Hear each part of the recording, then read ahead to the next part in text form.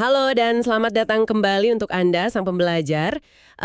Sangat senang Anda bisa meluangkan waktu berharga Anda bersama kami hari ini. Ya, selalu menyenangkan bisa kembali ke sini. Coba Anda bayangkan sejenak ya, di meja saya saat ini tuh ada tumpukan artikel jurnal, catatan penelitian yang tebal banget, dan sebuah buku akademis raksasa. Yang ukurannya cukup mengintimidasi ya kalau dilihat langsung. Betul.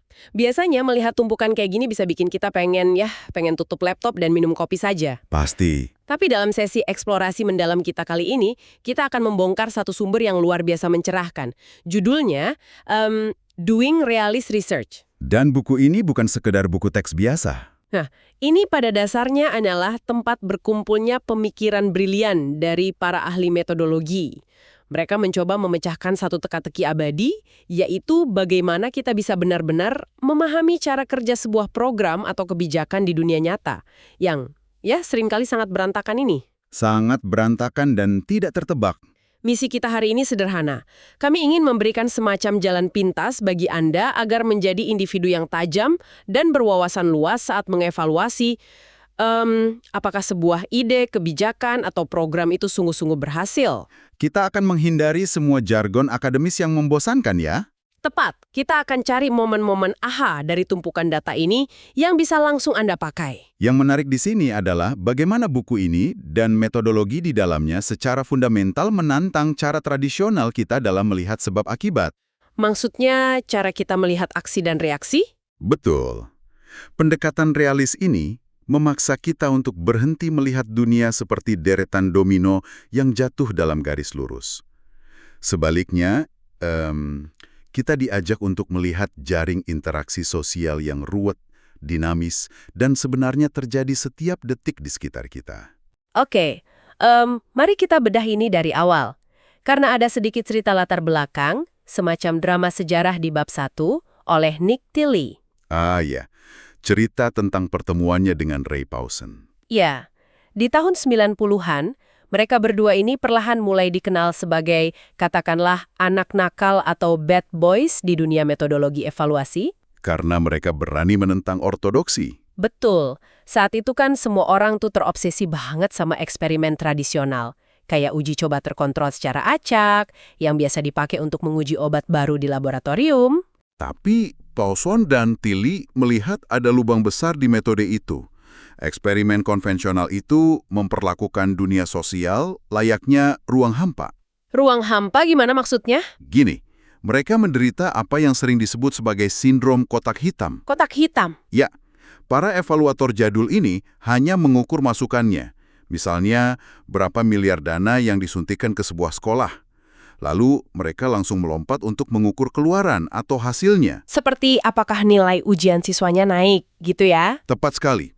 Mereka sama sekali tidak mencoba mengintip ke dalam kotak hitam itu untuk melihat apa yang sebenarnya terjadi di ruang kelas atau di rumah siswa. Padahal manusia kan bukan mesin yang kalau dipencet tombol A pasti keluar hasil B. Nah, itu poin utamanya. Manusia adalah agen aktif. Obat parasetamol mungkin bekerja dengan cara yang sama di perut semua orang, tapi sebuah kebijakan pendidikan tidak akan pernah bekerja persis sama di dua kota yang berbeda. Masuk akal banget. Jadi alih-alih cuma mengukur awal dan akhir, kita harus lihat tengahnya. Untuk mendobrak kotak hitam ini, Pausen dan Tilley merumuskan satu formula utama kan? Iya, formula ini adalah tulang punggung dari seluruh konsep buku ini, yaitu konteks plus mekanisme equals outcome. Konteks ditambah mekanisme sama dengan hasil. Singkatannya? CMO. Betul, CMO. Pausen sendiri pernah mengakui kalau singkatan ini terdengar seperti kata-kata berbelit yang jelek, tapi ini sangat krusial. Oke, konteks ditambah mekanisme sama dengan hasil. Berapa kali Anda melihat strategi yang sukses luar biasa di perusahaan lain? Misalnya startup Silicon Valley, pasang meja pingpong dan bebaskan jam kerja. Lalu diterapkan di tempat lain? Iya, Anda menirunya plek-teplek di kantor Anda di Jakarta. Anda beli meja pingpong, Anda bebaskan jam kerja. Tapi hasilnya?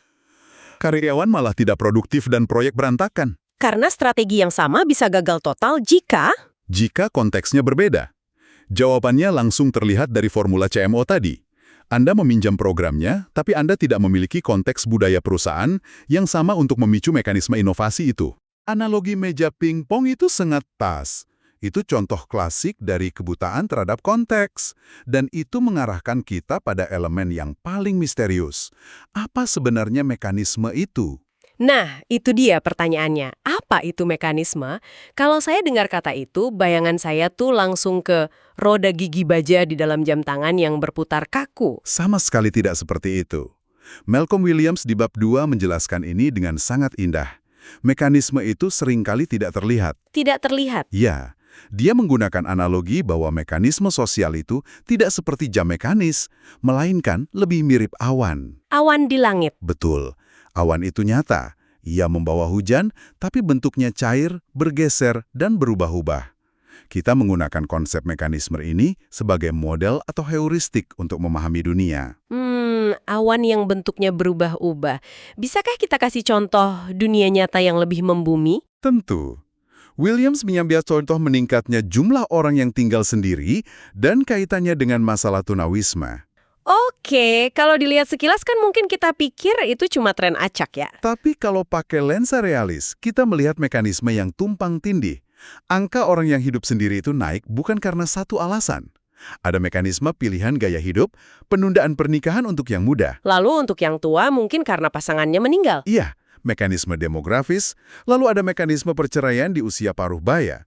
Semua ini adalah awan mekanisme yang berbeda tapi menghasilkan satu hasil akhir yang sama. Meledaknya jumlah orang yang tinggal sendirian. Tepat.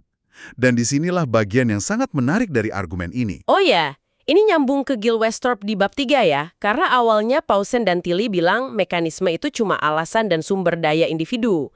Semacam pilihan rasional gitu kan? Bisa berupa kekuatan tak terlihat, interaksi, atau proses sosial juga. Betul sekali. Dia memberikan contoh yang sangat spesifik tentang harga diri atau self-esteem. Bagaimana harga diri bisa jadi mekanisme? Nah, dalam pendekatan ini harga diri bisa berubah wujud. Pertama, dia bisa jadi konteks. Misalnya program kepemimpinan pemuda ternyata cuma berhasil untuk anak-anak yang sejak awal sudah punya harga diri tinggi dari rumahnya. Oke, jadi harga diri itu tanahnya. Tepat. Kedua, harga diri bisa jadi mekanisme itu sendiri. Contohnya program pelatihan kerja untuk pengangguran.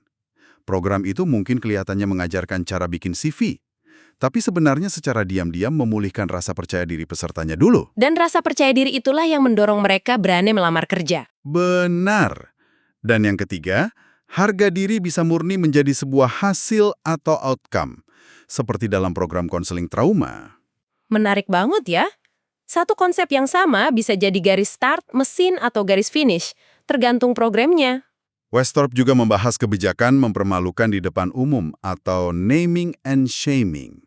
Oh, kayak pemerintah yang nempel stiker raksasa bertuliskan keluarga ini belum bayar pajak di pagar rumah warga? Ya, asumsinya kan mereka akan merasa malu, lalu bayar. Itu mekanisme yang diharapkan ya, rasa malu? Tapi, bagaimana kalau konteks budaya di lingkungan itu sangat anti pemerintah? Hal ini memunculkan pertanyaan penting. Warga tersebut mungkin malah menolak label itu dan sengaja meneruskan perilaku buruknya sebagai bentuk perlawanan. Wah, alih-alih malu, mereka malah bangga ya. Berarti konteks benar-benar menentukan mekanisme mana yang akan menyala, tombol malu atau tombol pemberontak. Tepat sekali, konteks menentukan segalanya. Ini bawa kita ke masalah terbesar buat para pemimpin. Kalau kita tahu sebuah strategi itu berhasil di sini, pertanyaannya kan apakah ini akan berhasil kalau kita terapkan di tempat lain? Ini perdebatan besar soal validitas eksternal. Ada perdebatan antara Campbell dan Cronbach. Campbell yang fokus ke validitas internal itu ya, apakah ini berhasil di sini? Ya, dia ingin kepastian 100%. Sementara Cronbach lebih peduli pada validitas eksternal. Apakah ini bisa diterapkan di masa depan atau di tempat lain? Nah, soal apakah ini bisa diterapkan di tempat lain, ada cerita spesifik dari Brad S. Berry di bab 4 tentang program Mirabel Foundation di Australia. Program untuk pengasuh kekerabatan. Ya, Families in Crisis. Ini kakek dan nenek yang terpaksa mengasuh cucu karena anak-anak mereka terjerat narkoba. Situasi yang sangat berat. Banget. Kalau evaluator tradisional cuma membagikan kuesioner dan bilang, oh grup dukungan ini berhasil menurunkan stres. Tapi evaluasi realis mencari mekanisme di baliknya. Dan mereka menemukan mekanisme perbandingan sosial kan? Iya, perbandingan sosial ke bawah yang ditafsirkan secara positif. Kutipan dari seorang pengasuh itu luar biasa. Dia bilang, Anda pikir nasib Anda buruk sampai Anda berbicara dengan orang lain di grup itu, lalu Anda sadar Anda lebih beruntung. Dia tidak bermaksud jahat atau merasa superior, tapi interaksi itu menata ulang realitasnya. Rasa syukur dari perbandingan itulah mekanismenya. Padahal kalau dilihat dari luar, kita pikir makan biskuit dan minum teh bareng yang bikin mereka sembuh. Itulah gunanya melihat kotak hitam. Dan untuk merangkum hal ini secara lebih detail, Marshall di bab 5 memperkenalkan ICMO. ICMO. Perluasan dari CMO tadi ya. Betul, intervention, context, actors, mechanism, outcome. Dia menambahkan intervensi dan aktor. Karena program kan nggak jalan sendiri ya. Harus ada manusia yang menjalankannya. Dia pakai contoh relawan Palang Merah di Uganda. Kenapa mereka mau kerja keras tanpa dibayar di kondisi sulit? Berdasarkan ICMO, apa mekanismenya? Mekanismenya sangat sejalan dengan teori penentuan nasib sendiri. Otonomi, kompetensi, dan keterkaitan. Organisasi berhasil menekan ketiga tombol psikologis ini sekaligus dalam konteks warga lokal di sana. Inilah nilai utamanya buat Anda yang mendengarkan. Anda itu tidak perlu menciptakan teori besar tentang alam semesta. Anda cuma butuh yang namanya middle range theory, teori level menengah. Ide yang cukup abstrak untuk diterapkan di berbagai tempat, tapi cukup spesifik untuk diuji kebenarannya. Ya, ide seperti otonomi tadi bisa dibawa dari desa di Uganda untuk diterapkan di tim marketing Anda di Jakarta. Betul. Tapi masalahnya menjadi jauh lebih rumit ketika kita menghadapi sistem berskala besar. Nah, ini dia. Kebijakan publik yang super kompleks dan miliaran dolar. Gimana metodologi ini menangani itu? Jika kita hubungkan ini dengan gambaran besarnya, David Byrne di bab 6 membahas program Pathfinder Housing Market Renewal di Inggris. Pembaruan pasar perumahan. Karena ini soal kebijakan politik dan warga, kita harus lapor secara netral nih, apa yang terjadi. Secara imparsial, program ini menggusur perumahan kelas pekerja dengan alasan kegagalan pasar. Di satu sisi, ada pemerintah dan pengembang yang merasa punya data objektif. Di sisi lain, Ada penduduk lokal yang menentang keras karena itu adalah komunitas mereka. Dalam sistem yang sangat kompleks dan penuh konflik kepentingan seperti ini, batasan evaluasi menjadi kabur. siapa yang menentukan sukses kalau indikatornya saling bertentangan ya? Tepat. Makanya Byrne menyarankan perubahan formula, bukan cuma sekedar penjumlahan konteks plus mekanisme. Terus jadinya gimana? Konteks dan mekanisme berinteraksi menghasilkan outcome. Dia mengganti tanda tambah dengan tanda dan, ampersand. Artinya, mereka saling memodifikasi secara kimiawi. Interaksi, bukan sekedar tambahan. Dan dia menambah huruf S pada mekanisme kan? Ya, karena dalam kebijakan masif, selalu ada banyak mekanisme yang beroperasi secara paralel dan bertabrakan. Wah, ngomong-ngomong soal tabrakan dan kebijakan makro, kita nggak bisa lepas dari satu faktor krusial, uang, ekonomi. Bab 7 dari Anderson DKK membahas hal ini secara mendalam. Karena evaluasi ekonomi tradisional, soal efektivitas biaya, itu biasanya buta terhadap proses kotak hitam ini ya. Betul. Mereka cuma menjumlahkan biaya di satu sisi, lalu membaginya dengan jumlah nyawa yang diselamatkan di sisi lain. Tapi itu tidak menjelaskan mengapa satu program lebih hemat biaya. Realisme masuk ke situ. Ya, evaluator realis melihat sumber daya yang ditawarkan dan mengamati secara mikroskopis bagaimana perubahan perilaku partisipan mempengaruhi biaya jangka panjang itu. Oh, jadi kalau kita paham mekanisme perilakunya, kita bisa tahu suntikan dana mana yang menguntungkan dan mana yang bakal menguap sia-sia. Tepat sekali. Mengerti kotak hitam berarti mengerti kemana setiap sen uang bekerja. Jadi, apa makna dari semua ini?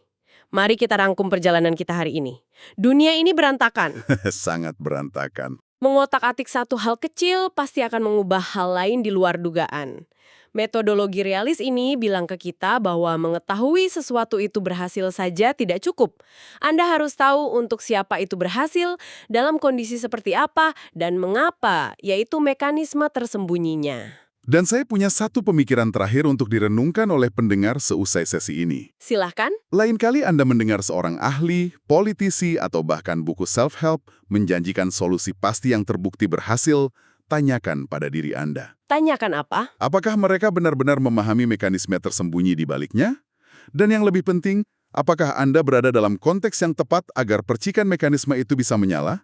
Atau malah sebaliknya? Atau jangan-jangan Anda sedang mencoba menyalakan korek api di bawah air? Wow, analogi menyalakan korek api di bawah air itu tajam sekali.